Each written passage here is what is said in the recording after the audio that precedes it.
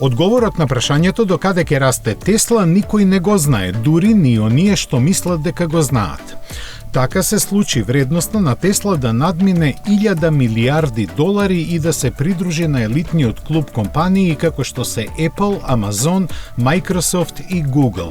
До тоа дојде откако ни светот прострои серија доста позитивни вести за Тесла.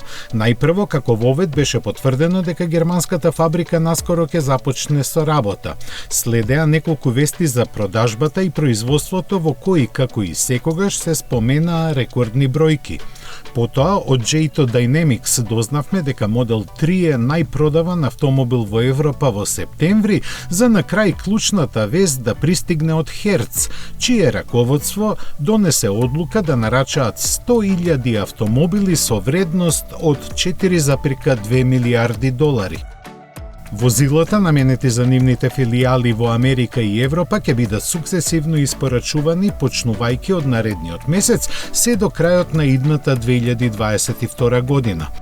Нормално за таквите вести берзата веднаш реагираше и акциите на Тесла инстантно пораснаа за 15%, со што вредноста на компанијата се искачи на точно 1045 милиарди долари.